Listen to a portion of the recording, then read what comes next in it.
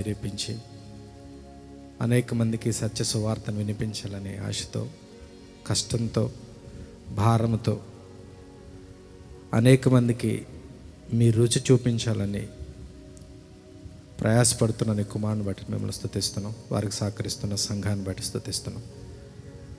చుట్టుపక్కల వారందరూ కూడా ఈ రాత్రి మంచి విషయాన్ని గమనించాలని ఆశపడుతున్నాం ఆయన.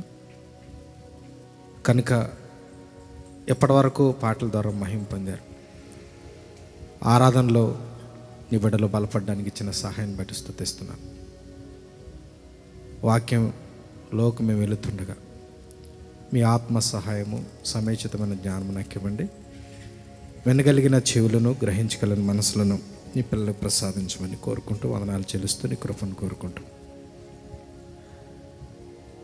మీరే నాతో అందరితో మీరు మాట్లాడమని యేసుక్రీస్తు గారి నామమున స్తుతించి ప్రార్థించి వేడుకుంటున్న పరమ తండ్రి, ఆమేన్. ఫ్యాన్ కట్టి. ప్రభు నందు ప్రియులారా, ప్రభు యేసుక్రీస్తు నామం పేరిట మీకు అందరికీ వందనాలు తెలియజేస్తున్నానండి. నేను మీకు అందరికీ సుపరిచితుడిని, అందరికీ తెలుసు. ఇదివరకే నన్ను ఆహ్వానించడము జరిగింది. నన్ను ఆహ్వానించినటువంటి మరి మేనలుడు ప్రమోద్కి నా ప్రత్యేకమైనటువంటి ధన్యవాదాలు తెలియజేస్తున్నాను. చిన్న వయసులోనూ ఎంతో కష్టపడి బాధ్యతతో, భారంతో ఈ సువార్త చేస్తున్నందుకు మొట్టమొదటిగా తను నేను అభినందిస్తున్నాను. ఎందుకంటే అన్నిటికంటే ప్రాముఖ్యమైనది సువార్త. అందరూ వినాలి, అందరూ తెలుసుకోవాలి. భూమి మీద ఉండగానే పరలోక సంబంధమైన విషయాలు భూమి మీద ఉండగానే మనం తెలుసుకోవాలి. సో మరి ఇలాంటి విషయాలు తెలుసుకోవాలని ఎన్నో మీటింగ్స్ పెడుతున్నాడు. తనకు శక్తికి మించి కష్టపడుతున్నాడని నేను చాలా తనని అభినందిస్తున్నాను. ఎందుకే అంత సువార్త, అంత కష్టం కూడా నేను చేయట్లేదు. మరి నిజానికి చిన్నప్పటి నుంచే వాళ్ళ నాన్నగారి దగ్గర నుంచి నాకు తెలుసు, చిన్నప్పటి నుంచి నాకు తెలుసు. ఇక్కడ అనుకుంటా, ఇందులో అనుకుంటా, ఎక్కడో చుట్టుపక్కల జరిగించేవారు. ఒకసారి నేను వచ్చాను, అప్పుడు కూడా నాకు తెలుసు. కాబట్టి మంచి పరిచర్య వాళ్ళ నాన్నగారు చేసి తనకు అప్పగించి ఆయన ఈ లోకాన్ని విడిచి వెళ్ళిపోయారు ప్రభు దగ్గరికి. దాన్ని పట్టుకుని ఇంకా దాన్ని అభివృద్ధి పరిచి ముందుకు కొనసాగించాలని తను పడుతున్నటువంటి ప్రయాస దేవునికి తెలుసు. కాబట్టి సమృద్ధిమైనటువంటి ఆశీర్వాదాన్ని దేవుడు తన కుటుంబానికి, సంఘానికి దయచేయాలని ప్రభు పేరట నేను కోరుకుంటున్నాను.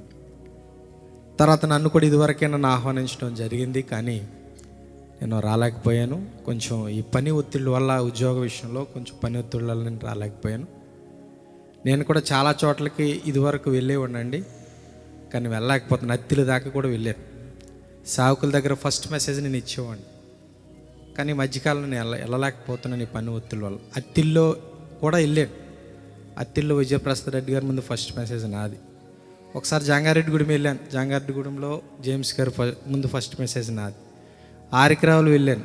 ఆరికరావుల వంశీ గారి ముందు ఫస్ట్ మెసేజ్ నాది. ఇలాగా పెద్ద పెద్ద సేవకుల దగ్గర, అలాగే ధర్మవరం మోహన్ గారు పిలిచారు, రవికుమార్ గారి ముందు ఒక మెసేజ్ ఇచ్చాను. ఇలాగ వాడపడుతున్న నేను ఈ పని ఒత్తిళ్ళ వల్ల కొంచెం వెళ్ళలేకపోతున్నాను. దూర ప్రాంతం అప్పుడు కష్టం అనిపించేది కాదు. బండి మీద వెళ్ళిపోయాను అత్తిలి. మీరు నమ్ముతారా? రేలంగి దాటిన తర్వాత అప్పటికే లేట్ అయిపోయింది. ఉద్యోగం నాకు ఆఫీస్ 5 గంటలకి అయిపోయింది. నేను అప్పుడు అక్కడ చాగల్లో చేస్తున్నప్పుడు సరిగ్గా నాకు 5:30 వీడియో కాన్ఫరెన్స్ 6 గంటలకు అయ్యేటప్పటికి ఎక్కడి నుంచి బట్టలు ముందే పెట్టిపోయాను. అక్కడి నుంచి స్టార్ట్ అయ్యి రేలంగి దాటి అత్తిలి వెళ్ళిపోయాను. నేను వెళ్ళేటికి 8 అయిపోయింది, దాటేసింది.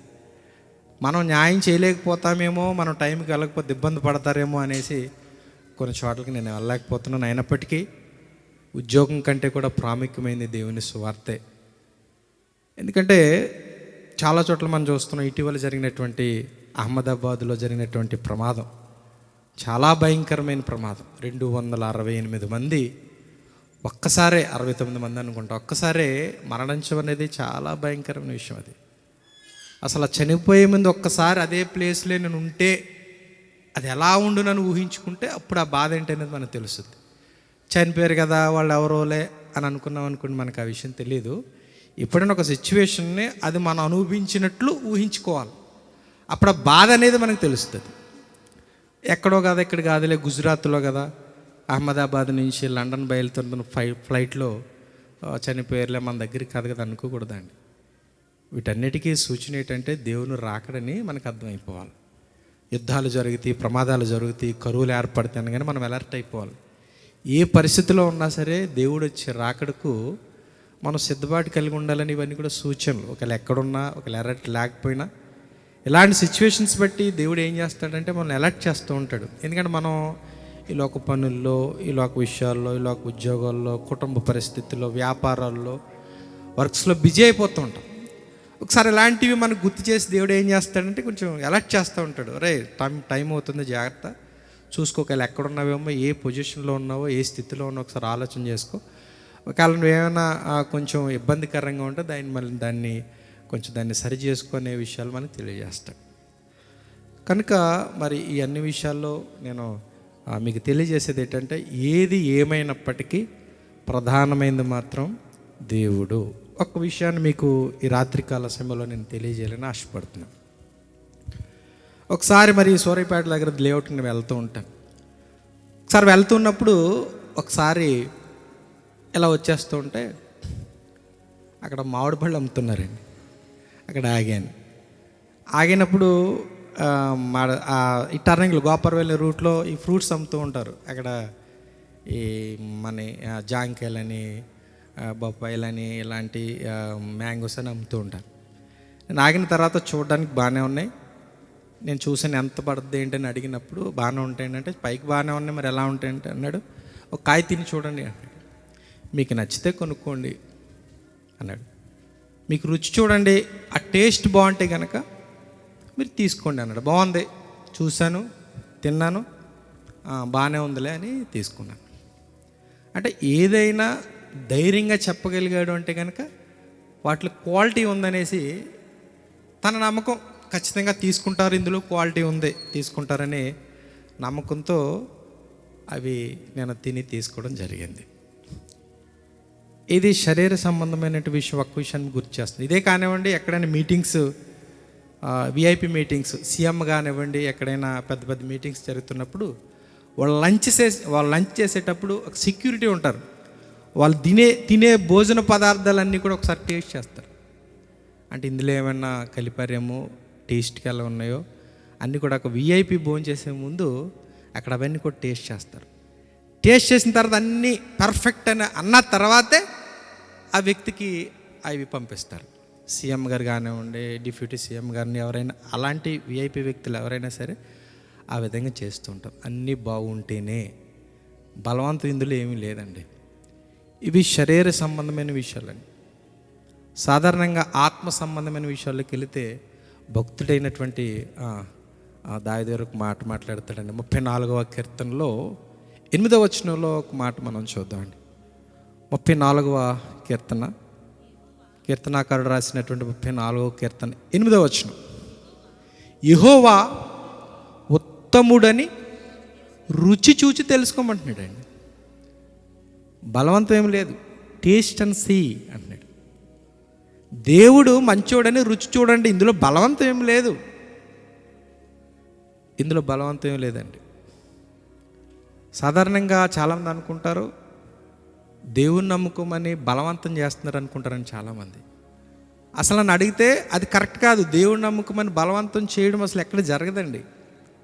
సాధారణంగా సువార్త చెప్పేవారు ఎలా చెప్తారు తెలుసండి, నేను అనుభవించినటువంటి దేవుడు, నేను అనుభవించినటువంటి సంతోషము, నేను అనుభవించినటువంటి ఆనందము, నేను పొందినటువంటి ఆశీర్వాదము నువ్వు కూడా పొందుకోవాలనేదే ఈ కష్టం.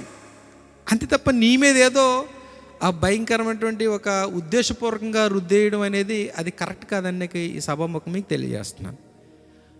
టేస్ట్ అండ్ సీ, రుచి చూచి తెలుసుకోమన్నాడు. యెహోవా ఉత్తముడని రుచి చూడు. ఉత్తినే ఉత్తముడని నీ నోడుతూ నువ్వు అనొద్దు. నీకు ఏది చేయకపోతే నువ్వు అనొద్దు. దేవుడు గొప్పవాడని నీకేం చేయకపోతే నువ్వు అనొద్దు. ఉత్తముడని రుచి చూడమంటున్నాడు. ముందు టేస్ట్ చేయమంటున్నాడు. రుచి చూసిన తర్వాత నువ్వు తెలుసుకో. ఉత్తినే రావద్దు. ఒకసారి ఆయన దగ్గరికి రా, ఆయన మహిమేటో చూడు, ఆయన కార్యమేటో చూడు, ఆయనలో ఉన్న గొప్పతనం ఏంటో చూడు. అసలు ఆయన ఏంటో నువ్వు చూడు. అసలు ఆయన ఏంటి అనేది నువ్వు తెలుసుకో ముందు. అప్పుడు నమ్ముకో. పోనీ అప్పుడు ఆయన్ని సేవించు. అప్పుడు ఆయన స్వీకరించు. ఉత్తినే వచ్చి నేను రమ్మన్నాను కదా కూర్చోవద్దు. నీ వ్యక్తిగతమైనటువంటి ఆ కనెక్షన్ అనేది దేవునితో ఉన్నప్పుడు, ఆయన ఏంటో నువ్వు రుచి చూచినప్పుడు అప్పుడు దేవునికి రా. అది సాక్షాత్తు బైబిల్ గ్రంథంలోనే రాసింది. యెహోవా ఉత్తముడని రుచి చూచి తెలుసుకోమంటున్నాడు. రుచి చూచి తెలుసుకోమంటున్నాడు. ఉత్తినే కాదు, ఆయన ఏంటో తెలుసుకున్న తర్వాత నీ జీవితంలో ఏదైనా కార్యం కలిగితే, ఆయన ద్వారా నీకు ఏదైనా ఉపయోగం కలిగితే, ఆయన ద్వారా నీకు ఏదైనా మంచి జరిగితే, ఆయన ద్వారా నీకు ఏదైనా మేలు జరిగితే, ఆయన గొప్పవాడని నువ్వు అనుకుంటే అప్పుడు సేవించు ఆయన్ని. అప్పటి వరకు వద్దంటాడు. దేవుడు కూడా ఇష్టం లేదండి అలాగా. ఉత్తనే నమ్మడం దేవుడు కూడా ఇష్టం లేదు. ఎవరో నమ్మమంటే నమ్మడం అనేది కూడా ఆయనకి ఇష్టం లేదు. వ్యక్తిగతంగా నువ్వు ఆయన తెలుసుకోవాలంటున్నాడు. ఆయన ఉద్దేశం అది. వ్యక్తిగతంగా నువ్వు తెలుసుకోవాలి దేవుణ్ణి. వ్యక్తిగతంగా నువ్వు నమ్మాలి. భార్య భర్తతో అంటది ఏమంటుంది, ఎవరో చెప్పారని కాదండి నా మీద నమ్మకం. నువ్వు నన్ను వ్యక్తిగతంగా నా మీద నీ ఒపీనియన్ ఏంటి? ఎవరో చెప్పారని కాదు, ఎవరో చెప్పారని నమ్ముకోవడం కాదు, ఎవరో లేకపోతే ఏదో చేస్తున్నారని నమ్ముకోవడం కాదు. మనం వ్యక్తిగతంగా చూసినప్పుడు మాత్రమే, ఇంకోటి చెప్పమంటారా, కరెక్ట్గా నమ్మగలం. ఇంకా ఆ నమ్మకం అనేది మన వ్యక్తిగతంగా మనం నమ్మినప్పుడు ఇంకా దానికి ఎక్కడ కూడా దాని లోపల ఉండబడి ఇంకా కరెక్ట్గా పడుద్ది అనమాట విశ్వాసం అనేది.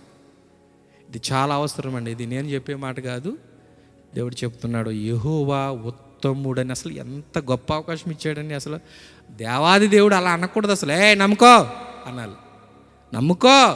నమ్మకపోతే చస్తావు నువ్వు. కమాండ్ చేయాలి దేవుడు, కానీ కమాండ్ చేయలేదండి. మనకు స్వేచ్ఛనిచ్చాడు గొప్ప దేవుడు.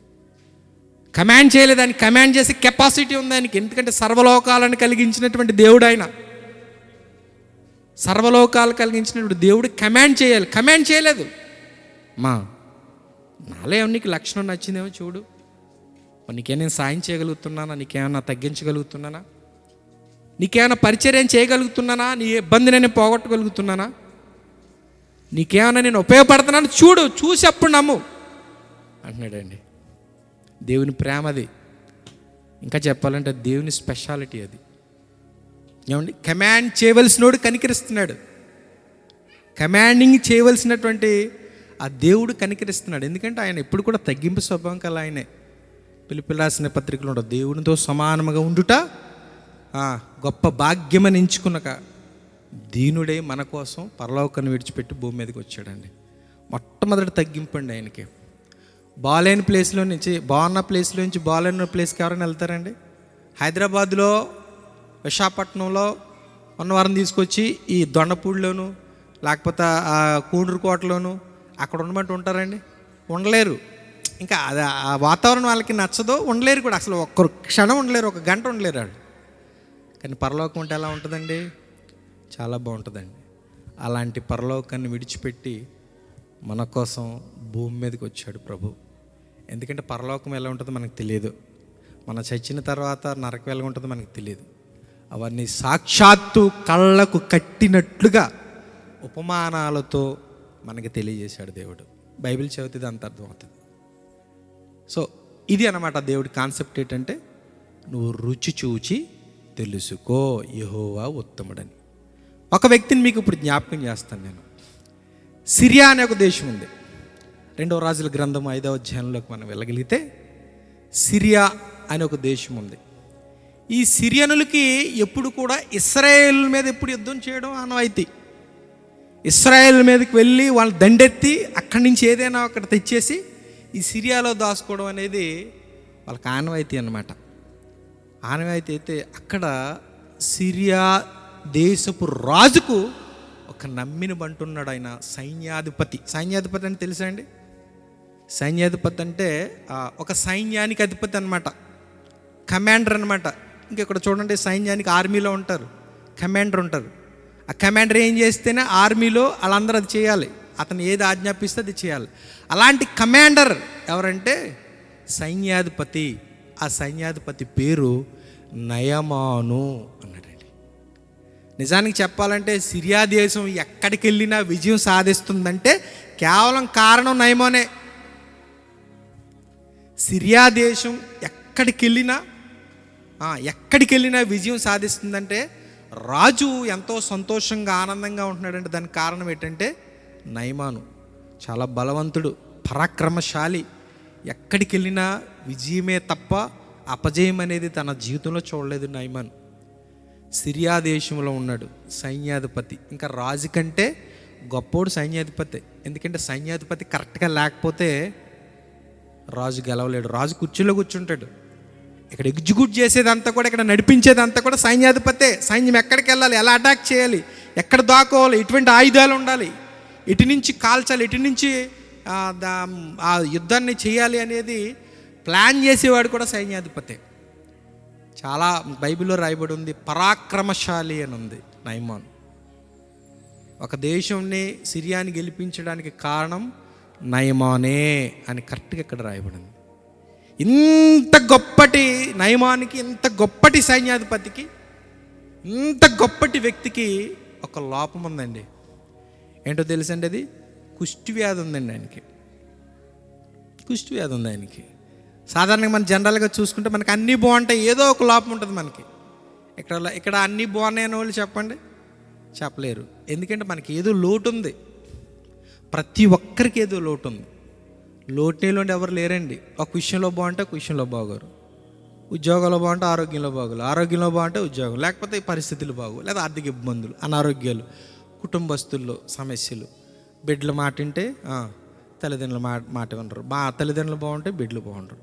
ఇలాంటి పరిస్థితులు కుటుంబాల్లో ఉన్నాయి, ప్రతి వ్యక్తి జీవితంలో ఉంటాయి. ఇంకా చెప్పాలంటే మొన్న రతన్ టాటా చనిపోయాడు కదండి. ఆయన ఒకటి చెప్పాడండి, డబ్బుతో నేను ఏమైనా కొనను కానీ మనశ్శాంతిని కొనలేకపోతున్నాను అన్నాడు. ఆయన్ని దేశాన్ని 2-3 సార్లు కొనగలడు రతన్ టాటా, 2-3 సార్లు కొనగలడు. ఆయన అన్నాడు, డబ్బుతో నేను ఏమైనా కొనగలను కానీ మనశ్శాంతిని కొనలేకపోతున్నాను అన్నాడు. ఇంకో విషయం చెప్పాలంటే బిల్ గేట్స్ అండి, సాఫ్ట్వేర్ అధినేత అతను బిల్ గేట్స్ అండి. ఆయన ఏమన్నాడంటే, అదే మీకు చెప్పాలంటే కంప్యూటర్లో తయారు చేసే కంపెనీ ఆయనకు ఉంది. నేను ఏదైనా కొనగలుగుతున్నాను, ప్రపంచంలో నాకు తిరిగేమి లేదు. ప్రపంచంలో అతనంత ధనవంతుడు ఎవరో లేరు ప్రపంచంలో. నెంబర్ 1 స్థానంలో ఉంటాడు, టాప్ 10లో 1 or 2 స్థానాల్లో ఉంటాడు ఆయన. 1-2 స్థానాల్లో ఉంటాడు. అంత ధనవంతుడు ఏమన్నాడో తెలుసండి, అన్నీ కొంటున్నాను కానీ నిద్ర కొనలేకపోతున్నాను అంటాడు. నిద్ర పట్టడం లేదట. చాలామంది చూడండి, ఉన్నతమైనటువంటి స్థితిలో ఉన్నవారు, ఉన్నత వర్గాలకు చెందినవారు, ధనవంతులకి ఏదో ఒక లోటు. అసలు నా సర్వీస్లో చాలామందిని చూశానండి, డబ్బు ఉన్న వాళ్ళని. చాలా లోట్లు ఉన్నాయి. మనకంటే వాళ్ళకి అస్సలు మనశ్శాంతి లేదు, మనకంటే వాళ్ళకి అస్సలు నిద్ర లేదు, మనకంటే వాళ్ళకి అస్సలు ప్రశాంతత అనేది లేదు. అది ఊరికే రాదండి, అది ఊరికే వచ్చేదండి. అది ఎవరివ్వాలో వారి దగ్గర ఉంటుంది. అది ఒక ఆయన అంటాడు, లలిత జ్యువెలర్స్ ఆయన ఏమంటాడు, డబ్బులు ఊరికి రావు అంటాడు. ఊరికేది రాదండి, ఊరికి ఏదీ రాదు. దానికి ప్రధానమైనటువంటి వారెవరో ఆయన దగ్గర మాత్రమే ఉంటుంది. డబ్బును సంపాదించుకోవచ్చు ఈజీ, 1,000 కాకపోతే ఇంకో 1,000 సంపాదించుకోవచ్చు, కానీ మనశ్శాంతిని మాత్రం నువ్వు సంపాదించుకోలేవు, నెమ్మదిని నువ్వు సంపాదించుకోలేవు, నిద్ర నువ్వు సంపాదించుకోలేవు, ప్రశాంతత నువ్వు సంపాదించుకోలేవు. ఇది మాత్రం దేవుడు ఇవ్వాలి నీకు, ఇస్తేనే నీకు వస్తుంది. ఈ నయమానికి కూడా అంతే. ఈ నయమానికి అన్నీ ఉన్నాయి కానీ ఒక కుష్టివ్యాధి బాధపడుతున్నావు. నిజంగా నయమాను నువ్వు చాలా గొప్పోడు అనగానే మంచి బలంగా వెళ్ళిపోతున్నాను. నిజంగా అసలు నాకు తిరుగులేదు, నేను చాలా గొప్ప వ్యక్తిని అని తోడికి చిన్న చూకుమంటుంది. ఏంటి, ఈ కుష్టి లేకుండా ఉంటే బాగుండు, నాకు ఇది ఒకటి నన్ను ఏడిపించేస్తుంది అంటాడండి. పరాక్రమశాలి మాట్లాడే మాటలు అన్నీ బాగున్నాయి కానీ నాకు జస్ట్ ఈ కుష్టి నన్ను ఏడిపిస్తుందని మనసులో చిక్కుమంటుంది అప్పుడప్పుడు. సాధారణ మనకి ఇలాంటివి చాలా ఉంటాయి, మనం అన్నీ ఇది బాగుంటే బాగుండే అనిపిస్తుంది. ఇలా కాకుండా ఉంటే బాగుండు, కొంచెం ఇలా సెట్ అవుతే బాగుండు, కొంచెం ఈ వేలో వెళ్ళుంటే బాగుండు, నాకు ఇలా జరిగి ఉంటే బాగుండు, నేను అలా ఉంటే బాగుండు. అందరికీ ఉంటుందండి, ఇది ఒక్కరికే కాదు. ఇలాంటి సిచ్యువేషనే నయమానికి ఎదురైంది. మన కుష్టి అంతా బాగుంది, అసలు రాజు నన్ను తీసుకెళ్ళి నెత్తి మీద పెట్టుకుంటున్నాడు, సిరియా రాజు. కానీ ఈ కుష్టి అంటే నాకు అర్థం కావట్లేదు, ఇది ఎలా పోవాలో తెలియట్లేదు, ఎన్ని కోట్లు ఖర్చు పెట్టాలో తెలియట్లేదు, నాకు డబ్బుకేమో కొదువులేదు. అసలు నిజంగా సిరియా రాజు నయమా అనేది ఒక 100 కోట్లు ఇవ్వండి ఈజీగా ఇచ్చేస్తాడు, నీకు ఎంత కావాలి దాన్ని పట్టుకెళ్ళు అంటాడు. ఎందుకు? సిరియా దేశాన్ని ఎప్పుడు కూడా మంచి స్థానంలో ఉంచుతున్నాడు, ఎవరొచ్చినా ఓడించేస్తున్నాడు. రాజుకి అంత ఇష్టం నయమాన్ అంటే. వెళ్తున్నాడు, వస్తున్నాడు. ఒకరోజు ఇంటికి వెళ్ళాడు. ఇంటికి వెళ్ళేటప్పుడు నయమాను భార్య దగ్గర ఒక చిన్నది పని చేస్తుంది. మీకు తెలిసే సంగతి, ఒక చిన్నది పని చేస్తుంది. ఈ చిన్నది ఎవరు? ఇశ్రాయేలు దేశానికి చెందిన చిన్నది. చూడండి, ఇక్కడి నుంచి మన ఈ ఇండియా నుంచి కువైట్ వెళ్తూ ఉంటారు, అక్కడ పని చేస్తూ ఉంటారు. ఇతర దేశాలు ఇక్కడ కొంచెం ఉపాధి సరిగా లేదనో, లేకపోతే అక్కడ ఏదో కొంత డబ్బు అధికంగా వస్తానో ఈ దేశం నుంచి ఆ దేశాలకు వెళ్తూ ఉంటారు. అలాగా ఇశ్రాయేల్ దేశం నుంచి సిరియానులు ఇశ్రాయేల్ దేశం మీద అటాక్ చేసినప్పుడు కొంతమందిని తీసుకుపోయారు. ఈ సిరియా దేశస్తులు ఇజ్రాయేల్ మీద, షోమ్రోన్ మీద, ఇశ్రాయేల్ మీద యుద్ధం చేసినప్పుడు కొంతమందిని తీసుకెళ్ళిపోయారు. ఎక్కడికి? సిరియా తీసుకెళ్ళిపోయారు. అప్పుడు ఒక చిన్నది ఆ నయమాన్ ఇంటి దగ్గర పనిచేస్తుంది. నయమాన్ భార్యతో ఉంటుంది. ఆవిడకి ఏది చెప్తే చేస్తుంది. నయమాను భార్య దగ్గర ఒక చిన్నది పని చేస్తుంది. ఇంట్లో ఏది చెప్తే చేస్తుంది. చేదుడు వాదుడుగా ఉంటుంది. ఈ నయమాన్ ఇంటికి వెళ్తున్నాడు, వస్తున్నాడు, చూస్తుంది, రోజు చూస్తుంది. యజమానుడు ఏంటి బాధపడుతున్నాడు, నాకు జీతం ఇస్తున్నాడు, నాకు తిండి పెడుతున్నాడు, దానికి ఏంటో సమస్య, బాగా ఇబ్బంది పడంగా ఉంటుందని చూసింది. సమయం దొరికింది. నయమాన్ భార్య దగ్గరికి వెళ్ళింది. అమ్మగారు, ఓ మాట చెప్పమంటారా అంది. ఏంటే చెప్పు, ఏంటి అని. చిన్న మాట చెప్తానండి, ఏమనుకోరు కదా. చెప్పు, ఏంటి చెప్పు అంటే, అయ్యగారు కుష్ఠవ్యాధితో బాధపడుతున్నాడు కదా, నేను ఒక మాట చెప్తానండి, మీరు ఏమనుకోకపోతే. ఏంటి చెప్పు అని. ఇశ్రాయేలు దేశములో షోమ్రోనులో ఒక దైవ సేవకుడు ఉన్నాడు, ప్రవక్త. అతను చాలా గొప్పోడండి, ప్లీజ్ ఏమనుకోవద్దు, ఒక్కసారి అతని దగ్గరికి అయ్యగారిని వెళ్ళమని చెప్తారా? ఏం బాబోయ్, ఇంకేమన్నా అన్నావా కాదు, ఆడుకో సీరియస్ ఏంటది నాకు తెలిసి. ఏదైనా చెప్తే చెప్పావు కానీ ఆయనకి నీ మాట చెప్పను. ఎందుకంటే ఇశ్రాయేల్ దేశం అంటే ఎక్కువ ఆపోజిట్ దేశం, అంటే వ్యతిరేకమైన దేశం. ఆ దేశంలోకి వెళ్ళి నువ్వు అక్కడికి వెళ్ళమన్నావు అంటే నా వల్ల కదా అని ఉంటుంది బహుశా, నాకు తెలిసి. అలా కదమ్మగారు, ఒకసారి వినండి, అయ్యగారు బాధపడలేకపోతున్నారు, అయ్యగారు బాధ చూడలేకపోతున్నాను. ఒకసారి ఆ దైవ సేవకుడు చాలా గొప్పోడండి, ఆ దేవుడు చాలా గొప్పోడండి, కొంచెం ఒకసారి వెళ్ళమని చెప్తారు అమ్మగారు. నేను చెప్తే నన్ను చంపేస్తాడండి, మీరు సమయం దొరికినప్పుడు ఒక మాట వేసి చూడకూడదు అమ్మగారు అంటది. సరేలేవే, నువ్వే చెప్తున్నావు కాబట్టి ఒక మాట చెప్తానులే అంది. అచ్చనది ఎప్పుడు చెప్తూ వస్తుంది, సమయం వచ్చినప్పుడల్లా చెప్తూ వస్తుంది. అండ్ ఒక విషయం చెప్పమంటారా, మనం సువార్త చెప్పాలి, దేవుని మాటలు చెప్పాలని ఆతృత పడవసరం లేదండి. టైం ఇస్తాడు దేవుడు నీకు, వ్యక్తిని దగ్గరికి పంపిస్తాడు, జ్ఞానం ఇస్తాడు, అప్పుడు చెప్పాలి. మిగతా సమయాలు ఎంత చెప్పినా బుర్రకెక్కదు. నువ్వు చాలాసార్లు చెప్పుండొచ్చు, ఎవరు వినిపో ఉండొచ్చు, కానీ ఒక టైం వస్తుంది నీకు, అదే వ్యక్తి నీ దగ్గరికి వస్తాడు అవసరానికి, అప్పుడు చెప్పాలి. అప్పుడు చెప్తే కరెక్ట్గా ఎక్కేస్తుంది అప్పుడు. సో ఇలాంటి పరిస్థితి కూడా నయమానికి, ఈ బిడ్డకి, ఆ భార్యకి, ముగ్గురు పక్షాన్ని వచ్చింది. ఒక టైం వచ్చింది, అమ్మగారు ఇలా చెప్తారు అనగానే సరే చూసింది. నయమాను రాజ్యం నుంచి వస్తున్నాడు, ఇంట్లోకి లోపలికి వెళ్తున్నాడు. ఏవండి అంది. ఏంటి చెప్పు అన్నాడు. అదే మీకు ఈ బాధ ఉంది కదా, ఈ బాధ పోవాలంటే షోమ్రోను పట్టణంలో ఒక ప్రవక్త ఉన్నాడట. ఆ ప్రవక్త దగ్గరికి ఒకసారి వెళ్తే ఈ బాధ ఏదో పోద్దంట అందంట. ఏంటే అని అంటే, కోప్పడకండి, మామూలుగా చెప్తున్నాను, ఫోన్లే చిన్నది చెప్తుంది కదా, ఒకసారి ట్రై చేసి చూడకూడదు అంది. విన్నాడు.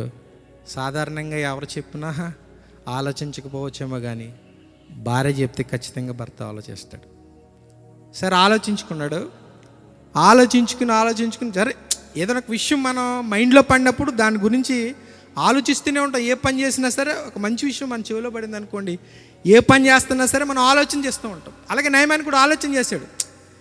ఏంటి ఇలా చెప్తుంది, వెళ్ళాలంటావా వద్దంటావా అనుకున్నాడు. మొత్తం మీద పడింది విత్తనం. సరే చేద్దామని డైరెక్ట్ వెళ్లకుండా సిరియా రాజు దగ్గరికి వెళ్ళాడు. రాజా, మీకు ఒక విషయం చెప్పాలి అన్నాడు. చెప్పు నయమాను ఏంటంటే, ఇశ్రాయేల్ దేశంలో షోమ్రోన్లో ఒక పట్టణంలో ఒక ప్రవక్త ఉన్నాడట, ఆ ప్రవక్త అందరినీ బాగు చేస్తున్నాడట అన్నాడు. ఓహో నిజమా అని అన్నాడు. బహుశా నాకు తెలిసి ఆ చిన్నది చెప్పేటప్పుడు 2-3 సిచ్యువేషన్లు చెప్పుండొచ్చు. 2-3 సిచ్యువేషన్లు ఏంటో తెలుసండి. ఎలీషా గారు ఒక ఎలీషా గారి దగ్గర చేస్తున్నట్టు ఒక శిష్యుడు చనిపోతే తన భార్య వచ్చి, నీ దగ్గర నా శిష్యుడు నా భర్త పనిచేసేవారు, ఆయన చనిపోయాడు, మాకు ఏదైనా ఆర్థిక సహాయం చేయమని ఒక స్త్రీ వస్తే, ఎలీషా ప్రవక్త ఆ స్త్రీకి తన పిల్లలకి సమృద్ధి అయినటువంటి ఆహారాన్ని సమృద్ధిగా చక్కగా అక్కడంతా కూడా ధనాన్ని సమకూర్చే విధానంలో ఆ ఎలీషా పని చేస్తాడు. అక్కడ నీకేమైనా గిన్నెలోనే ఏమో తెచ్చుకో, దాని నిండా నువ్వు నూనె నింపేసి ఈ నూనె అమ్మేసుకుని నీ కుటుంబాన్ని పోషించుకొని తన కుటుంబానికి కావాల్సినటువంటి ఆర్థిక సహకారం ఎలీషా చేస్తాడు. ఇది మా చర్చిలో చెప్పాను, దీన్ని రికార్డెడ్ అని పెట్టాను పేరు. ఇంకా మళ్ళీ మీకు ఎక్కువ వద్దేమో వాక్యం. రికార్డ్ అంటే తెలుసా అండి? ఏదైనా దేవుణ్ణి మనం ఒకటి అడిగితే ఆయన దగ్గర మనకు రికార్డు ఉండాలి. మనం సేవ చేసని ఉండాలి, ఖర్చు పెట్టని ఉండాలి, కష్టపడని ఉండాలి, ఆయన కోసం పని చేసేయని ఉండాలి. రికార్డ్ చూపించుకున్నాను. ఆయన ఒకసారి ఎంతో చేయలేదులే, నేను 25% చేశాను, దీన్ని బట్టి నాకు ఏమైనా ఇవ్వా అని, అంటే సంఘానికి ఉపయోగపడేదిలేండి. దాన్ని రికార్డ్ అని బట్టి 3 వారాలు బట్టి అదే కంటిన్యూషన్ చేస్తున్నాను. రికార్డ్, దేవుని దగ్గర రికార్డ్ అనేది ఉండాలి. నీ గురించి ఏదో ఒకటి అక్కడ లిఖించబడాలి. నీ పనా, నీ కష్టమా, నీ ధనమా, నీ ప్రార్థన, నీ శ్రమ, నీ భక్త, నీ సువార్త ఏదో ఒకటి అక్కడ రికార్డ్ చేయబడి ఉంటే దాన్ని ఆధారం చేసుకుని ఇదిగో ఒకసారి చూడు అనాలి. అలాగా ఎలీషా గారు కూడా తన దగ్గర పనిచేసిన శిష్యుడు చనిపోతే ఆ కుటుంబాన్ని ఆదుకుంటాడు ఆర్థికంగా. షునేమి పట్టణానికి వెళ్తే షునేమీరాలు ఉంటుంది అక్కడ. ఆ షునేమీరాలు తనకి గర్భఫలం ఎప్పటి నుంచో లేకపోతే ఆ గర్భఫలము షునేమీరాలకి ఇస్తాడు. ఇలాగా చాలా ఉన్నాయి చెప్పుకోవాల్సి వస్తే. నాకు తెలిసి ఇవన్నీ కూడా ఆ చిన్నది చెప్పు ఉంటుంది, బహుశా వినుంటుంది, చూస్తుంటుంది కానీ వినుంటుంది. ఎలీషా గురించి విని ఇదంతా కూడా ఈ నయమాను భార్యకి చెప్పుకుంటుంది. అందుకే అంత నమ్మకంగా చెప్పింది. లేకపోతే ఒక మాటకి చెప్పేది కదండి, ఏమండి ఎక్కడో షోమ్రోన్లో ప్రవక్త ఉన్నాడో వెళ్ళండి ఎక్కడికంటే వెంటనే నమ్మేది. కొన్ని ఆధారాలు చెప్పాలి. ఇదిగోండి ఆ వ్యక్తి వెళ్ళారు, ఈ వ్యక్తి వెళ్ళాడు, ఈ వ్యక్తికి సాయం చేశాడని, ఈ వ్యక్తిని బాగుపరిచాడు, ఈ వ్యక్తిని చేశాడని కరెక్ట్ ఆధారాలతో చెప్తేనే నమ్ముద్ది. ఇవన్నీ చెప్పుంటుంది నా దగ్గర. షునేమీరాలకి గర్భఫలం ఇచ్చాడు, తన దగ్గర పనిచేసిన శిష్యుడు భార్యను ఆదుకున్నాడు ఆర్థికంగా. చాలా యుద్ధాల్లో కూడా జయము ఈ ఎలీషా వల్లే కలిగింది. ఇవన్నీ చెప్పుంటుంది. అందుకనే నయమాను భార్య ఒప్పుకుని మళ్ళీ నయమానికి చెప్పింది. నయమాన్ వెళ్ళాడు రాజు దగ్గరికి, ఇది పరిస్థితి, ఇదంతా జరిగిందంట, ఆయన చాలా గొప్పోడంట, చాలా గొప్పోడంట ఆయన అన్నాడు. ఏం చేయమంటావు అన్నాడు. ఒకసారి మీరు అదేంటి కొద్దిగా ఎంక్వైరీ చేస్తారా అన్నాడు నయమాను సిరియా రాజుతో. ఇక నయమాన్ చెప్తే సిరియా రాజు వినవలసిందే మాట. ఎందుకంటే సిరియా రాజ్యాన్ని ఎప్పుడు జయం వస్తుందంటే కారణం నయమానే, పరాక్రమశాలి సైన్యాధిపతి. సరే ఇప్పుడే నేను ఇశ్రాయేల్ రాజుకి లెటర్ రాస్తానని ఒక ఉత్తరం రాశాడు. ఒక సేవకుడితో పంపించాడు. పంపించిన తర్వాత రాజు దగ్గరికి వెళ్ళిపోయింది. ఇశ్రాయేల్ రాజు దగ్గరికి వెళ్ళినప్పుడు అప్పుడు రాజు లెటర్ చూస్తున్నాడు. చూస్తే ఏంటిది అన్నాడు, మీ దేశంలో కుష్ఠవ్యాధి పోతుందంట. ఎలీషా అని రాయలేదు. మీ దేశంలో కుష్ఠవ్యాధి నీవు బాగు చేస్తావట, నీ ఇశ్రాయేల్ దేశంలో కుష్ఠవ్యాధి మొత్తం పోతుందంట. నా దగ్గర నయమాన్ ఉన్నాడు సైన్యాధిపతి, ఆ నయమానికి కుష్ఠవ్యాధి పోగొడతావా, మాకు సహాయం చేయని లెటర్ రాసి పంపిస్తాడు ఇశ్రాయేల్ రాజుకి. ఆ ఇశ్రాయేలు రాజు దగ్గర ఆస్థానంలో ఉన్నవాడే ఎలీషా. దేవునికి స్తోత్రం కలుగును గాక. ఇశ్రాయేలు రాజు ఆస్థానంలో నివాసం చేస్తున్నవాడే ఎలీషా. సో ఈ సిరియా రాజు డైరెక్ట్గా వెళ్ళడానికి లేదు, అక్కడ రాజుకి లెటర్ రాశాడు. ఈ ఇశ్రాయేల్ రాజుకి ఏమో గడగడ వణుకొచ్చేస్తుంది. ఎందుకు? సిరియా ఎప్పుడు అటాక్ చేసినా ఏదో ఒకటి పట్టుకుపోతున్నారు. సో దానివల్ల ఇతనికి భయం వేసింది. బాబు మళ్ళీ యుద్ధానికి వస్తున్నాడేమో, ఇదేదో నన్ను ఏడిపించడానికి రాశాడేమో, లేకపోతే నన్ను ఏదన్నా గేలి చేయడానికి రాశాడేమో, అసలు నేను కుష్ఠవ్యాధి బాగొట్టడం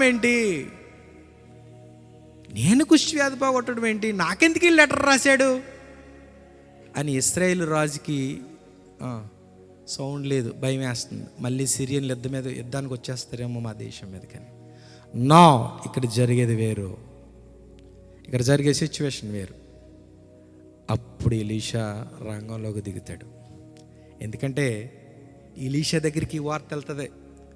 రాజు భయపడిపోతున్నాడు, ఏదో సిరియా దగ్గర నుంచి లెటర్ వచ్చిందంట, రాజు భయపడిపోతున్నాడు అని అనగానే ఎలీషాకు బలు వెలిగిద్ది. అప్పుడు ఎలీషా ప్రవక్తలు చాలా నెమ్మదిగా ఉంటారండి. అసలు వాళ్ళ దగ్గర ఏముండదు, అసలు భూలోక సంబంధమైనది అసలు ఏముండదండి. ఇప్పుడు పరసంబంధమైన ఆలోచనల్లో. కొలసీలు ఎఫీసీలో ఉంటుంది ఏంటది, పైన వాటిని వెతుకుడు కానీ భూ సంబంధమైన వాటి మీద మనసు పెట్టుకుడు అని ఉంటుంది. ప్రవక్తలు అలాగ ఉంటారండి. అసలు భూ సంబంధమైన వాటి మీద మనసు అసలు ఉండదండి వాళ్ళకి. ఇప్పుడు పరసంబంధంగా ఆలోచిస్తారు కాబట్టి పెద్ద దేన్ని భయపడరు, లెక్క చేయరు కూడా. అసలు ఎవరినే లెక్క చేయరండి ప్రవక్తలు. రాజు ఇలా భయపడుతున్నాడని ఎలీషా దగ్గరికి వచ్చింది వార్త. ఎలీషా దగ్గరికి రాగానే ఎలీషా అన్నాడు, ఏంటి రాజు ఏంటి భయపడుతున్నావు అంటే ఏంటి అన్నాడు. ఇదలా కుష్టి వ్యాధి బాగు చేస్తానని నాకు రాశాడు సిరాజు అంటే, నువ్వేమీ భయపడకు, నీ రాజ్యములో ఒక ప్రవక్త ఉన్నాడని తెలియడం కోసమే ఇది ఎలా జరిగింది. దేవునికి స్తోత్రం కలిగిన గాక. నీ రాజ్యంలో ఒక దేవుని ప్రవక్త ఉన్నాడనే తెలియడం కోసం ఇదంతా జరుగుతుంది. నువ్వేం కంగారు పడుకో. ఏంటి చెప్పు. నయమాన్ అనే ఒక సైన్యాధిపతికి కుష్టి వ్యాధి వచ్చిందంట. సరే అంతేనా, ఇంకేమైనా ఉందా? ఎలీషా అన్నాడు, అంతేనా అన్నాడు. పెద్ద సమస్యలు కూడా దేవుని బిడ్డలకి చాలా చిన్నగా కనపడతాయండి. పెద్ద సమస్యలు కూడా చాలా చిన్నగా కనపడతాయి. మీకు మనోనేత్రాలు వెలిగించి చూడాలి. ఒకసారి ఎలీషా జీవితంలో కూడా ఇలాంటిది ఒకసారి ఎదురవుతుంది. చుట్టూ సైన్యం చుట్టేస్తే ఆ శిష్యుడు భయపడుతుంటాడు, బాబోయ్ రథాలు అగ్ని రథాలు చుట్టూ వచ్చేసిన వారు, పిచ్చోడా ఎందుకు భయపడుతున్నారో నువ్వు, వీటిని చూసి ఎందుకు భయపడుతున్నావు, మన వెనకాల బలమైన మన పక్షాన బలమైన దేవుడు ఉన్నప్పుడు ఎందుకు భయపడుతున్నావు నువ్వు అని వెంటనే దేవునికి ప్రార్థన చేస్తాడు. ప్రభా వీడు మనోనేత్రాలు వెలిగించి ఒకసారి, వీడు మనోనేత్రాలు వెలిగించు. లోకాన్ని చూసి భయపడుతున్నాడు, లోక మనుషులు చూసి భయపడుతున్నాడు, వీడు మనోనేత్రాలు ఒకసారి వెలిగించు అనగానే దేవుడు వెలిగిస్తాడు. నిజమే ప్రభు, నిజమే నాయన, చుట్టుపక్కల దేవదూతలు కంచి కావాలో ఉంచారని మనోనేత్రాలు వెలిగిస్తేనే కానీ తెలియలేదు. ప్రవక్తలు కూడానండి వాళ్ళు భక్తి వైరాగ్యం అంటారు, అందులో ఉండిపోతారండి వాళ్ళు. అస్సలు లోకం విషయాలు అసలు వినబడ వాళ్ళకి. కనుక ఏంటి అంటే నయమను అంతే కదా పిలు అంటాడు. చూడన్నమాట రాజుల గ్రంథము 5వ అధ్యాయము, 2వ రాజుల గ్రంథము, 2వ రాజుల గ్రంథము 5వ అధ్యాయము 8వ వచనం చదవండి. ఇశ్రాయేలు రాజు తన వస్త్రమును చింపుకున్న సంగతి దైవజనుడైన ఎలీషాకు వినబడినప్పుడు అతడు, నీ వస్త్రములు నువ్వెందుకు చింపుకునిచున్నాకుంటివి అని ఎలీషా అడుగుతున్నాడు. ఇశ్రాయేలులో ప్రవక్త ఒకడు ఉన్నాడని అతనికి తెలియబడినట్లు అతనిని అద్దెకు రానిమ్మని రాజునకు వర్తమానం పంపాను. చెప్పాడట, అతను తీసుకురామని చెప్పు. ఎందుకు అంత టెన్షన్ పడతాడు, ఎందుకు టెన్షన్ పడతాడు అంటున్నాడు. దేవుని నమ్ముకున్న బిడ్డలకనే దేవుని నమ్ముకున్నోడికి తేడాదండి. దేవుని నమ్ముకున్న బిడ్డలు ఎప్పుడు టెన్షన్ పడరండి. వల్ల జరుగుతుంది, పోతే పోతుంది, ఉంటే ఉంటుంది, వస్తే వస్తుంది, పోతే పోతుంది, ఉంటే ఉంటుంది, పోతే పోతుంది, తింటే తింటాం, లేకపోతే లేదు. ఇలాంటి ఆలోచనలు ఉంటాయండి దేవుని బిడ్డలకి. ఎప్పుడు పెద్ద టెన్షనే పడరండి. అవుతే ఏమవుద్ది, చచ్చిపోతాం అంతేనా, ఎప్పటికైనా చచ్చిపోతాం, కరెక్టే కదా. మీరు ఒకసారి అలా ఆలోచన చేసుకుంటే అసలు దేని మీద ఆశ ఉండదు మీకు. ఎవడైనా చచ్చిపోవాలి, కాకపోతే సంవత్సరం ముందే చచ్చిపోతాం అంతే, ఇంకేమైనా ఉందా అని అనండి, అవాక్ అయిపోతారు అందరు కూడా. అంతే, చావే కదా. ప్రవక్తల మాటలు ఇలాగే ఉంటాయండి, మనం అనుకున్నట్లు ఉండవు. కాబట్టి ఒకసారి నా దగ్గర రమ్మని అనగానే వెంటనే ఇశ్రాయేలు రాజు సిరియా రాజుకి రాస్తాడు, మా ప్రవక్త ఆ నయమాన్ రమ్మంటున్నాడు. ఆయన నయమాన్ బయలుదేరి మా ప్రవక్త దగ్గరికి వస్తే ఆయన స్వస్థపరుస్తాడట అని వర్తమానం పంపేశాడు. ఎవరు? ఇశ్రాయేలు రాజు సిరియా రాజుకు పంపించాడు. లెటర్ వెళ్ళిపోయింది, రాజు చూశాడు. వెంటనే ఆ లెటర్ చూసి నయమానికి చెప్పాడు, రైట్ నువ్వు బయలుదేరి వెళ్ళు అన్నాడు. బయలుదేరి అనగానే ఎలీషా దగ్గరికి వెళ్ళిపోయాడు. ఎలీషా దగ్గర చూడండి అక్కడ 9, నయమానును గుర్రములతోనూ రథములతోనూ వచ్చి ఎలీషా ఇంటి ద్వారం ముందర నిలిచి ఉండగా, వచ్చిన తర్వాత ఎలీషా ఇంటి ద్వారం దగ్గర నిలిచున్నారట. ప్రవక్తలకు అనుమతి లేకుండా లోపలికి ఎవరు వెళ్ళరండి. మీరు ప్రవక్త అంటే అది చిన్న చిత్తగా అనుకుంటున్నారు పిల్లరా. రాజులే గడగడలాడిపోయారు తెలుసండి. ప్రవక్తలు ఆ నాటి కాలంలో ఇశ్రాయేల్ ఎవరికైనా యుద్ధం మనకి వెళ్ళాలన్నా వచ్చి ప్రవక్త దగ్గర చెప్తారంట. ప్రవక్త దగ్గరికి వచ్చి, అయ్యా మేము యుద్ధానికి వెళ్ళొచ్చా అంటారు. 5 నిమిషాలు ఆగండి అనగానే లోపలికి వెళ్ళి దేవుడిని అడుగుతాడు. ఎందుకంటే ప్రవక్తలు అంటే దేవునికి ప్రజలకి మధ్యవర్తురాళ్ళు. ప్రజలు ఏమో దేవునికి చెప్తారు, దేవుని ఏమో ప్రజలకు చెప్తారు, ప్రవక్తలు అంటారు వాళ్ళని. ఎలీషా కూడా అలాంటి వాడే. ఎందుకంటే ఇప్పుడు ఏదైనా యుద్ధం జరగాలంటే ఎలీషా దగ్గరికి వెళ్తే ఒకసారి 5 నిమిషాలు ఆగండి దేవుని అడుగుతానని అడిగి చెప్తాడు. వెళ్ళొద్దు అంటాడు. వెళ్ళారా సచ్చారే. ఆగండి అని అంటే ఆగిపోవడమే, వెళ్ళండి అంటే వెళ్ళడమే. వెళ్ళండి అన్నాడంటే వాళ్ళు ఓడిపోతారు, ఇంకా సమస్య లేదు ఇక ష్యూర్. వద్దు అన్నాడంటే వాళ్ళు ఓడిపోతారు. వద్దు అన్న వెళ్తే ఇలాంటి క్యాపబిలిటీ, ఇలాంటి శక్తి ప్రవక్తల దగ్గర ఉంటుంది. కాబట్టి తెగించి ఎవరు లోపలికి వెళ్ళరండి. ఇంకా చెప్పాలంటే సీఎం కంటే పిఎం కంటే కూడా గొప్పోళ్ళు. లోపలికి తెగించి ఎవరు వెళ్తానికి లేదు. ఆ నాటకాలలో వెళ్తే ఏదైనా చేరాని చేస్తే గుమ్మగడ చచ్చిపోయేవారు. అంత పర్ఫెక్ట్గా ఉండేది సెక్షన్లు అవన్నీ కూడా, అంత అమలు పర్ఫెక్ట్గా అమలు అయ్యేవి. కాబట్టి నయమాన్ వచ్చి లోపలికి కూడా వెళ్ళకుండా గుమ్మం దగ్గర ఆగిపోయాడు. ఎలీషా గుమ్మం దగ్గర. నువ్వేనా నయమాన్ అంటే, సరే యొర్దాను నదిలో 7 సార్లు మునిగి వెళ్ళిపో అన్నాడు. మాట్లాడేది నయమాన్కి. ఏంటి అన్నాడు. ఆ నదిలో 7 సార్లు మునిగి వెళ్ళిపో అన్నాడు. అర్థం కావట్లేదు ఎవరికి? నయమాన్కి. నేను ఎక్కడి నుంచో సిరియా దేశం నుంచి ఇక్కడికి వచ్చి నీ ఎదుటి నుంచిని అందులో మునిగి వెళ్ళిపో అంటానికి వచ్చాను అనుకున్నావా నేను అని తనకు చాలా కోపం వచ్చేసింది. ఇతనేమనుకున్నాడు నయమాను, నేను వెళ్ళిన తర్వాత నా శరీరం అంతా తడిమి నా మీద చేతులుంచి నా మీద ప్రార్థన చేసి నాకేదో ఆయింట్మెంట్ ఇచ్చి నాకేదో పసరేదో ఇచ్చి నన్ను బాగు చేస్తాడేమని ఇతను ఏం చేసి ఇతను ఎక్స్పెక్ట్ చేశాడు. ఇతను ఎక్స్పెక్టేషన్స్ ఎక్కువ ఉన్నాయి. ఎలాగా, నేను వెళ్ళగానే నన్ను కూర్చోబెట్టి నాకేదో తైలం పోసి నా మీద చేతులుంచి నా శరీరాన్ని అంతా ముట్టుకుని నన్ను బాగు చేస్తాడని నేను అనుకుంటే, ఇదేంటిది అందరూ ములిగి వెళ్ళిపో అంటున్నాడు అన్నది. ఎందుకంటే విశ్వాసం అనేది అలా ఉంటుందండి. చాలా గొప్ప విశ్వాసం ఉండాలి. మామూలు విశ్వాసం ఉండదండి ప్రవక్తలే కాదండి, దేవుడు అందరికీ ఇచ్చాడండి. కానీ మనం యూజ్ చేయమంతే, మనం ఉపయోగించాం. ఇంకా చెప్పమంటారా, మనం ఎంత శాతం అయితే భక్తిలో ఉంటామో మన జీవితంలో కూడా అంత కార్యాలు జరుగుతాయండి. 20% భక్తి ఉంటే 20% కార్యాలు జరుగుతాయి. 50% ఉంటే 50%. అది మన మీద ఆధారపడి ఉంది, ఎవరి మీద ఆధారపడలేదు. దేవుడు కార్యాలు చేయాలంటే నీ భక్తి జీవితం మీద ఉంటుంది. 20% నువ్వు భక్తి చేస్తే 20% జరుగుద్ది. 50% భక్తి చేస్తే 50% జరుగుద్ది. 75% నీ స్పిరిచువల్ లైఫ్ ఉంటే 70% కార్యాలు జరుగుతాయి. 100% కూడా నీ విశ్వాసం ఉంటే 100% నీ జీవితంలో కార్యాలు జరుగుతాయి. కారణం మనమే. జీవితంలో కార్యాలు జరగకపోవడం కారణం మనమేనండి. ప్రవక్తలు 100%లో 100% కూడా వాళ్ళు ఉండేవారు అనమాట. నయమానుతో అన్నాడు, 7 మార్లు మునిగిపో అంటే మా ఊర్లో నదులు లేవైనా ఇక్కడికి వచ్చాను అన్నాడు. అర్థం కాక, మా ఊర్లో ఏమో నదులు లేవా? చూడండి ఆ మాట, 5వ అధ్యాయము 11వ వచనం. అందుకు నయమాను 10వ వచనం చదవండి. ఎలీషా, నీవు యొర్దాను నదికి పోయి 7 మారులు స్నానం చేయము, నీ ఒళ్ళు మరలా బాగై నీవు శుద్ధుడు వగదవని అతనితో చెప్పుటకు ఒక దూతను పంపెను. అందుకు నయమాను కోపం తెచ్చుకుని తిరిగిపోయి ఇట్లా, నేను అతడు నా వద్దకు వచ్చి నిలిచిన తన దేవుడైన యెహోవా నామమును బట్టి నా చెయ్యి రోగము మీద ఉన్న స్థలము మీద ఆడించి కుష్టి రోగమును మాన్పున నేను అనుకుంటుని.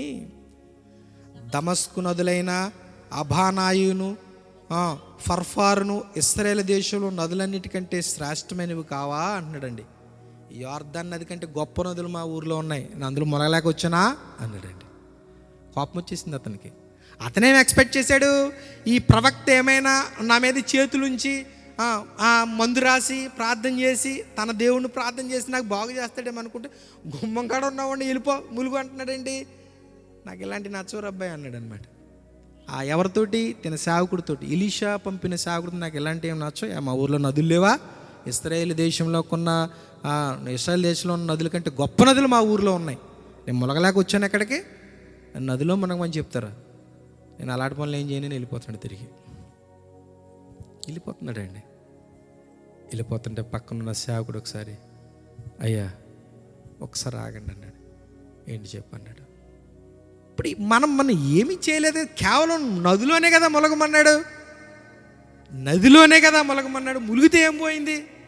ఒకసారి కష్టమైన పని ఏం కాదు కదా అది. ఇక్కడ వరకు వచ్చాం కదా, ఎలాగా సిరియా దేశం నుండి ఇశ్రాయేల్ దేశం షోమ్రోన్ వరకు వచ్చాం కదా. వచ్చినప్పుడు జస్ట్ ములగమన్నాడు అంతే కదా. ములిగితే ఏం పోయే, ఒకసారి చేస్తే ఏం పోద్ది అని ఈడు భయపడతాను అన్నాడు. ఎందుకంటే అక్కడ సైన్యాధిపతి, యుద్ధవీరుడు, పరాక్రమశాలి, చచ్చిపోతారు ఎవరైనా ఏదని అంటే అంత భయం అనమాట. కమాండర్ అనమాట సైన్యానికి. చూడండి ఆ మాట 13వ వచనం. అయితే తన దాసుల్లో ఒకడు వచ్చి, నాయన ప్రవక్త ఏదైనా నాకు గొప్ప కార్యం చేయమని నియమించిన ఎడల నువ్వు చేయవా అన్నాడండి. ఒకవేళ ఇదే కాదు వేరేది ఏమైనా చెప్తే నువ్వు చేయవా? చేస్తావు కదా. అయితే శుద్ధుడు కమ్మనే మాట దానికంటే మేలు కదా. నువ్వు ఎంతకంటే ఎలాగా వచ్చావు సిరియా దేశం నుంచి ఇక్కడికి, నువ్వు ఇంకో పని ఏదైనా చేయమంటే తప్పనిసరిగా చేయాలి కదా. అక్కడ పడుకోమంటే పడుకోవాలి కదా. ఇక్కడ ఉండి 3 రోజుల వరకు ఇక్కడ ఉండంటే ఉండాలి కదా. దానికంటే ఇది మేలే కదా. జస్ట్ వెళ్ళి ములగమన్నాడు కదా, ములిగి శుద్ధుడు కమ్మన్నాడు. ఈ తప్పేముంది అనగానే థింక్ చేయడం మొదలుపెట్టాడు, ఆలోచించడం మొదలుపెట్టాడు. ఎవరు? నయమాను. నిజమే కదా, ఎక్కడికక్కడే తనకి అలా వచ్చేస్తున్నాయి. నిజమే కదా అన్నాడు. వెళ్ళాడు యోర్దాను నదికి. సరే సేవకుడు మాట అన్నాడు. ఒకసారి ములిగాడు, లేదు. సరే దైవ సేవకుడు కదా చెప్పాడు, తగ్గించుకున్నాడు కొంచెం. వెళ్ళాడు, వెనక్కి తిరిగాడు. ఒకసారి ములిగాడు, లేదు. రెండోసారి ములిగాడు, లేదు. మూడోసారి ముడిగాడు, లేదు. 7 సార్లు ఆ నదిలో ముడిగి లేచిన తర్వాత చిన్న పిల్లల దేహం వల్ల అతని దేహం అయిపోయింది. దేవునికి స్తోత్రం కలుగును గాక. చిన్న పిల్లల దేహం, అసలు చిన్నపిల్లల దేహం ఎంత స్మూత్గా ఉంటుందండి. ఆ చిన్నపిల్లల దేహం మనం అస్మానం అసలు చాలా వాళ్ళని ముద్దాడేస్తాం, నోట్లో పెట్టేసుకుంటాం. చెయ్యి కానీ ఆ బొగ్గలు కానీ అంటే ఎంత స్మూత్గా ఉంటాయి. అలాంటి దేహాన్ని నయమానికి దేవుడు మరలా తిరిగి ఇచ్చేశాడు. ఇక అతని సంతోషానికి అవధులు లేవు. నయమాని సంతోషానికి ఏం చేయాలి అర్థం కావట్లేదు. శరీరాన్ని చూసుకుంటున్నాడు, ఆనందపడుతున్నాడు. శరీరాన్ని చూసుకుంటున్నాడు, ఆనందపడుతున్నాడు. ఇక అలాగే స్టన్ అయిపోయాడు. ఇంకా కొన్ని సంవత్సరాల పాటు ఈ కుష్టివ్యాధితో నేను బాధపడుతున్నాను. ఎంతో పరాక్రమశాలి అని నేను ఈ కుష్టివ్యాధితో బాధపడుతున్నాను. యుద్ధవీరుణ్ణి, సైన్యాన్ని అవలేలగా చంపగలిగినటువంటి నాకు ఈ భయంకరమైన వ్యాధి కొన్ని ఏళ్ళు పట్టింది. కానీ ఈ ప్రవక్త ఎవరో కానీ, ఈ ప్రవక్త నమ్ముకున్న దేవుడు ఎవరో కానీ నన్ను బాగు చేశాడు. నిజంగా ఆయన ఆనంద బాష్పాలు నయమానికి ఆగలేదండి. ఏడవాలో మానాలో సంతోషించాలో అర్థం కాని పరిస్థితులు స్టన్ అయిపోయాడు. ఏంటి అద్భుతం నా జీవితంలో, ఏంటి గొప్ప కార్యం నా జీవితంలో, ఏంటి కార్యం నా జీవితంలో, ఎంత గొప్ప కార్యమా. ఇన్ని సంవత్సరాల వరకు పోనటువంటి ఈ కుష్టి 7 సార్లు మునిగితే పోవడమా. తల కిందకు పెట్టుకుని చాలాసేపు ఆలోచించాడండి. అయ్యో అనవసరంగా ప్రవక్తను బాధ పెట్టాను, అనవసరంగా మొట్టమొదటి ఇంటే పోను వచ్చి నేను ఎలాంటి వాడిని ఏంటి అసలు. దేవుడు గుర్తుకొచ్చాడండి. వెంటనే సాగుడుతున్నాడు. రథం తిప్పు వెనక్కి అన్నాడండి. తిప్పాడండి వెనక్కి.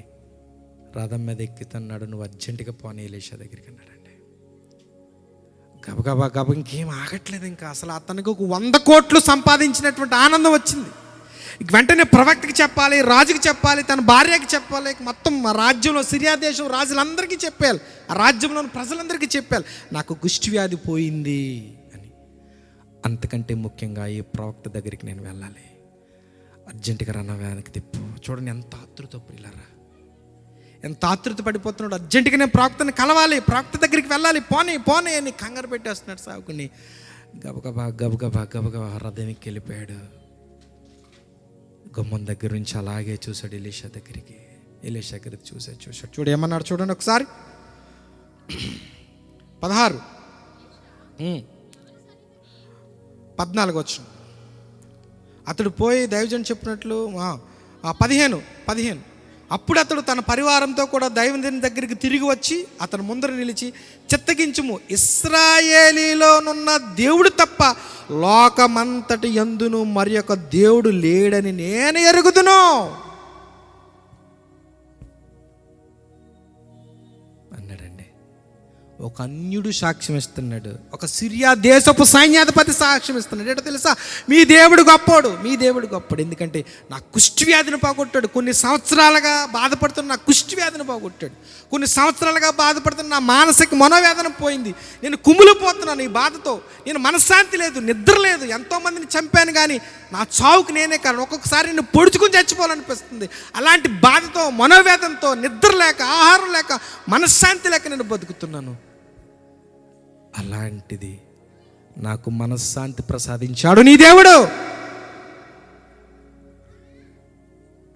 ప్రపంచములో నీ దేవుడి కంటే గొప్పవాడు ఎక్కడా లేడు. ఎలీషా, నన్ను క్షమించు, ఎంత గొప్ప కార్యం నేను చూడగలిగాను అన్నాడండి. ఎలీషాకి పెద్ద అనిపించట్లేదు. ఇది నాకు ముందే తెలుసు అనుకున్నాడు ఎలీషా. అరే, నువ్వు ఇప్పుడు తెలుసుకున్నావు, కానీ నాకు ముందే తెలిసి నా దేవుడు గొప్పోడని. నువ్వే తెలుసుకోలేదు. ప్రారంభ వచనంలోకి వెళ్తే ఏమని ఉంది? కీర్తన గ్రంథం 34:8 యెహోవా ఉత్తముడని రుచి చూచి తెలుసుకోండి. ఇప్పుడు ఎవరు రుచి చూచారు? ఎవరు రుచి చూశారు? నయమాను చూశాడు. రుచి చూసి ఏమన్నాడు తెలుసా? అబ్బా అన్నాడు అనమాట. దేవుని రుచి చూచాడు. అబ్బా, ఎంత గొప్ప దేవుడయ్యా, ఎంత శక్తిమంతుడయ్యా, నిజంగా ఇంత గొప్ప కార్యాలు చేసే దేవుడా, నేను అనవసరంగా తెలుసుకోలేకపోయాను ఇంతకాలం. ఒకవేళ ఎప్పుడో తెలుసుకుంటే నా బాధ ఎప్పుడో పోనేమో, ముందు తెలుసుకుంటే ఎప్పుడో పోనేమో, కొన్ని సంవత్సరాల క్రితం తెలుసుకుంటే అప్పుడే పోనేమో.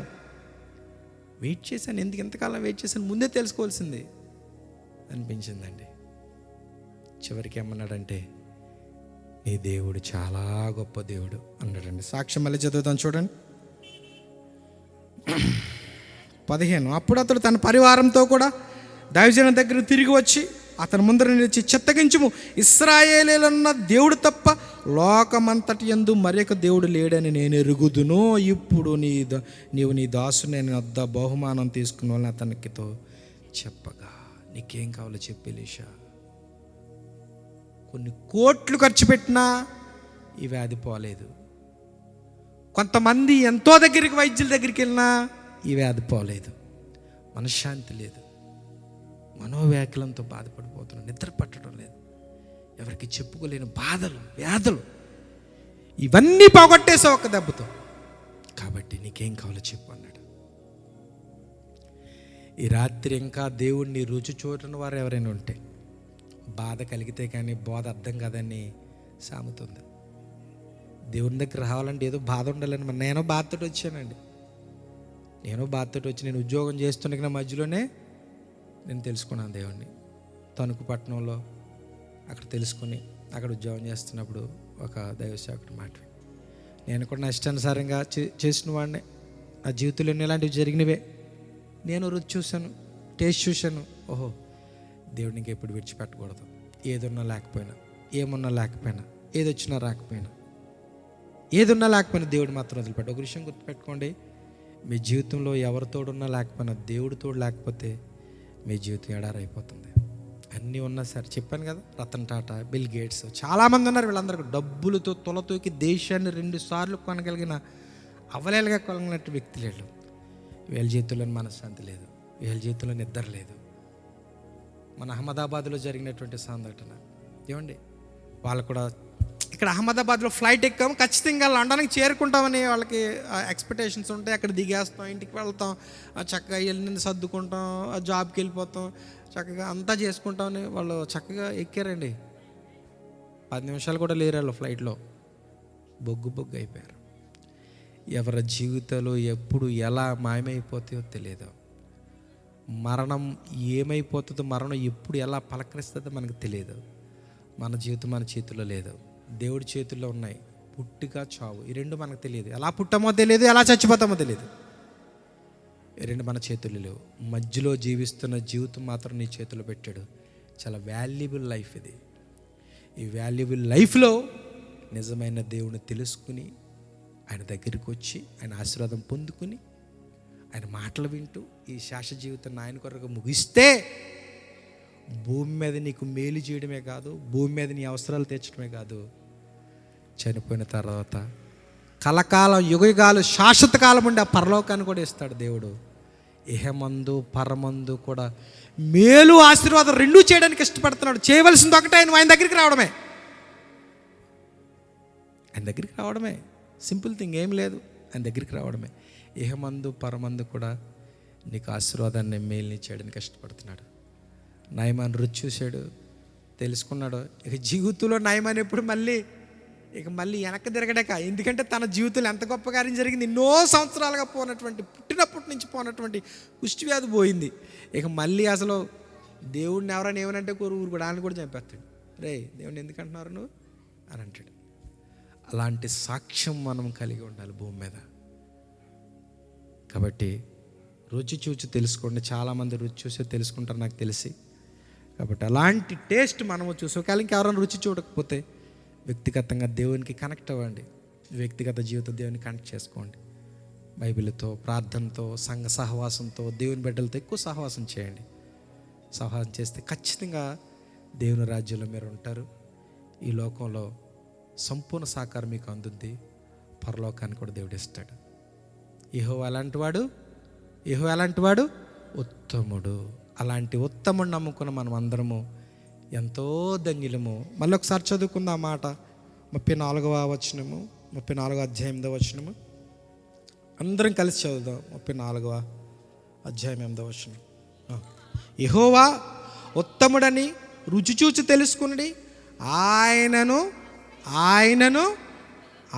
ఆశ్రయించు నరుడు ధన్యుడు అన్నాడు. కాబట్టి అట్టి కృప మనందరికీ దేవుడు దయచేయక మోకరించండి, ప్రార్థన చేద్దాం.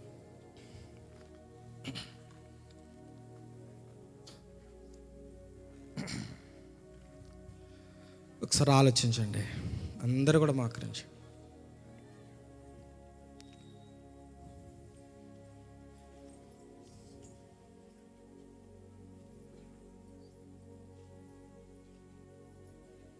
వ్యక్తిగతంగా, ప్రభువా నేను ఇంకా సరిగ్గా నేను రుచి చూడకపోతే చూసేలా నాకు సహాయం చేయను నాయనా. ఒకవేళ రుచి చూడకపోయానేమో, ఇంకా నాకు టేస్ట్ తెలియలేదేమో, నీ టేస్ట్ నేను ఇంకా ఎలా రుచి చూడాలో నాకు తెలియజేయ ప్రభువా. నయమాన్ని చూశాడు, అసలు నీలాంటి దేవుడు ప్రపంచంలో ఎక్కడ లేడని చెప్పాడు ఎలీషాతో. మనం ఏం చెప్పగలుగుతున్నాం అలాగా అంటే ఇంకా మనకి టేస్ట్ తెలియలేదు. నేను నమ్ముకున్న దేవుడు గొప్పవాడని నువ్వు చెప్పలేకపోతున్నావు అంటే ఇంకా ఆయన సరిగ్గా రుచి చూడలేదు నువ్వు. సో మరి అలాంటి విశ్వాసాన్ని దేవుడు ఒప్పుకోవట్లేదు. సరైన విశ్వాసం కరెక్ట్గా పడాలి విశ్వాసం. దేవుడు అంటున్నాడు, నన్ను రుచి చూడు నాయనా అంటున్నాడు. ఈ చుట్టుపక్కల వారు ఎవరైనా సరే, బలవంతం ఏమీ లేదు, ఆయన ఎవరో తెలుసుకో అంతే చాలు. ఆయన కృప ఏంటో, ఆయన ప్రేమ ఏంటో, ఆయన కార్యం ఏంటో, ఆయన గొప్పతనం ఏంటో తెలుసుకుంటే చాలు. దేవుడు అంటున్నాడు, అమ్మ నువ్వు నన్నేమి బలవంతాన్ని నమ్ముకోక్కర్లేదమ్మా, నేనేంటో ఒకసారి తెలుసుకో చాలు అంతే, నువ్వేమీ వచ్చే అక్కర్లే, నేనేంటో ఒకసారి చూడు అంటున్నాడు ఆయన. కాబట్టి నయమానుకున్న విశ్వాసం నీకుందా? ఎలీషాకున్న తెగింపు నీకుందా? ఎలీషాకున్న భక్తి వైరాగ్యం మనకుందా? ఆలోచన చేయాలి. విశ్వాసులమైతే ఎలీషాకున్నటువంటి భక్తి వైరాగ్యం ఉండాలి. ఒకవేళ ఇంకెవరైనా తెలుసుకోకపోతే నయమనుకున్నటువంటి రుచి చూడడం అనేది మనసు మనకు ఉండాలి. ఒకవేళ ఎక్కడైనా వ్యాధితో బాధపడుతున్నావేమో, ఒకవేళ మనోవేదనతో కానీ, అశాంతితో కానీ, కుటుంబ కలహాలతో కానీ, మనశ్శాంతి లేక ఆర్థిక పరిస్థితులతో కానీ, ఇబ్బందులతో కానీ, భయంకరమైనటువంటి విషయాల పట్ల చాలా ఇబ్బంది కలిగి బాధపడుతున్నామో, రాత్రి దేవుడు మాట్లాడుతున్నాడు, నయమానికి ఇచ్చిన విడుదల నీకు ఇస్తానంటున్నాడు. దేవుడు నయమానికి ఇచ్చిన విడుదల నీకు ఇస్తానంటున్నాడు. మరి నువ్వు రావడమే లేటు, వచ్చి తీసుకెళ్ళడమే లేటు. నయమానికి ఇచ్చిన విడుదల నీకు ఇస్తానంటున్నాడు. ఏదో విధంగా తెలియజేస్తున్నాడు కదా, ఎలీషా ద్వారానో, లేకపోతే ఇశ్రాయేలు చిన్నది ద్వారానో, సేవకుడి ద్వారానో, విశ్వాసి ద్వారానో, ఎవరికరి ద్వారా నీకు తెలియజేస్తున్నప్పుడు నువ్వు ఎందుకు నిర్లక్ష్యం చేస్తున్నావు? నయమానుకున్నటువంటి గొప్ప కార్యం నీ కుటుంబంలో, నీ జీవితంలో జరగలవద్దా? జరగాలంటే ఒకసారి నువ్వు తగ్గించుకుని చూడు. ఒకసారి తగ్గితే ఏం పోద్ది? కాబట్టి ఒకసారి ఆలోచించు, దేవుని కృపను పొందుకో. దేవుడు అంటాడు అందరికీ, యెహోవా అందరికీ ఉపకారు అంటాడు. అందరికీ ఉపకారు, చిన్న లేదు, పెద్ద లేదు, స్త్రీ లేదు, పురుషుడు లేదు, ఏమీ లేదు, అందరికి ఉపకారి. అందరికి ఉపకారం చేయడానికి వచ్చాడు, పరలోకం నుంచి దిగి వచ్చాడు. ఎవరిని కూడా మతంలోకి మార్చడానికి లేదో బలవంతపు కాదు ఇది. దేవుడు ఉపకారం చేస్తానంటున్నాడు. అమ్మ ప్రయాసపడి భారం మోసుకుని సమస్త జనులారా నా అద్దెకు రండి అంటున్నాడు మత్తయి సువార్త 28:11. ప్రయాసపడి భారం మోసుకుని సమస్త జనులారా నా అద్దెకు రండి, నేను విశ్రాంతి కలుగజేస్తానంటున్నాడు. నువ్వు ఏ బాధతో, నువ్వు ఒక్కదాని ఎందుకు బాధపడతావు? ఆ బాధ ఏంటో చెప్పు నాకు. నువ్వెందుకు మనశ్శాంతి లేకుండా ఉంటావు? ఆ మనశ్శాంతి లేకపోవడం నాకు చెప్పు. ఏంటి అప్పులతో బాధ, అదేదో నాకు చెప్పు. నీకే సమస్య ఉంది నాకు చెప్పు అంటున్నాడు. అంతే. చూడు, ఒకవేళ నీకు జరిగితే నమ్ముకో, లేకపోతే లేదు. తగ్గితే నమ్ముకో, లేకపోతే లేదు. దేవుడు కార్యం చేస్తే నమ్ముకో, లేకపోతే లేదు. బలవంతం ఏం లేదు ఇందులో. నయమాన్ ఏమీ బలవంతంగా రాలే, తన జీవితంలో కార్యం చూశాడు కాబట్టే దేవుడు గొప్పడని చెప్పగలిగాడు. కనుక ఈ విషయాన్ని గమనించాలని మనం చేస్తున్నాను. ప్రేమ కలిగిన మా ప్రియ పరలోకమందున మా కన్న తండ్రి, మీ అతి పరిశుద్ధమైన శ్రేష్టమైనంతమైన నామ కొరకు స్తుతిస్తున్నాం ప్రభువా. ఈ గొప్ప సమయాన్ని మాకు ఇచ్చారు, అందుకొరకు స్తుతులు చెల్లిస్తున్నాం. నీ దాసుడు నాయన కష్టపడి పని చేస్తున్నాడు తండ్రి. చిన్న బిడ్డ అయినా నా తండ్రి, చిన్నవాడైనా ఎంతో బాధ్యతతో భారంతో పని చేస్తున్నాడు ప్రభువా. మేం చేయలేకపోతున్నాం, ఎంత కష్టం. కానీ తన భుజాన వేసుకుని సువార్త పోరాటం చేస్తున్నాడు. ఈ పోరాటంలో మీ సహకారం అందించండి, మీరు బలపరచండి ఆయన. ఇంకా శక్తిని, బలాన్ని సహాయించండి, జ్ఞానమైన వివేచనను బలపరచండి. వచ్చిన సంఘాన్ని బలపరచండి, మీ ఆత్మతో నింపండి, మీ శక్తితో నింపండి, విశ్వాసంతో నింపండి. నీ రాకడికి సిద్ధపరచండి. నన్ను కూడా బలమైన సాధనంగా వాడుకున్నందుకు స్తుతులు చెల్లిస్తూ, నీ మాటలు నా నోట్లో ఉంచి చెప్పించినందుకు వందనాలు చెల్లిస్తూ, నీ చిత్తమైతే మీ అందరం మరొకసారి కలుసుకోవడానికి నీ కృపా కాపుదలిమ్మని దేవా. మరి సువార్త పట్ల నేను కూడా నిర్లక్ష్యపరచకుండా నీ సువార్తను ప్రకటించలో పాలుభాగస్తులుగానే సిద్ధపరచి బలపరచమని, మహిమ ఘనత ప్రభావాలు మీరు పొందమని యేసుక్రీస్తు గారి నామమున స్తుతించి ప్రార్థించి వేడుకుంటున్నాను నా పరమ తండ్రి. ఆమేన్. అందరికీ వందనాలు.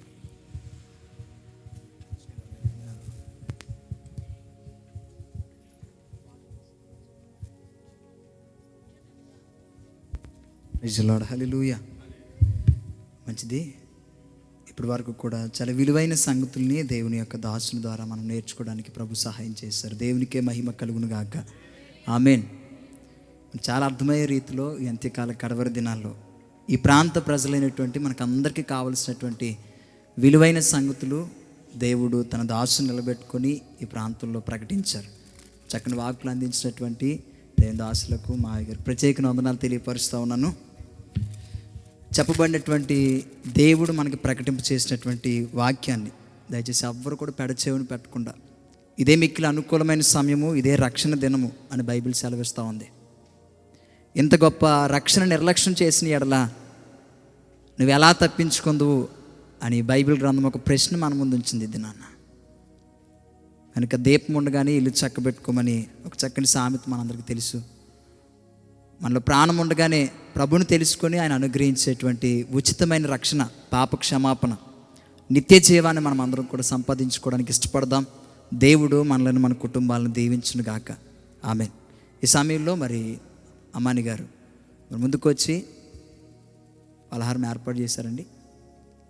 మరి ముందుకు వచ్చినట్లయితే పలహారాన్ని తీసుకొచ్చినట్లయితే ఒక పల్లవి చరణం పాడుతుండగా పలహారం పంచిపెట్టుకొని వెండి కార్యక్రమాన్ని మనం ప్రార్థన ఆశీర్వాదంతో ముగించుకుందాం.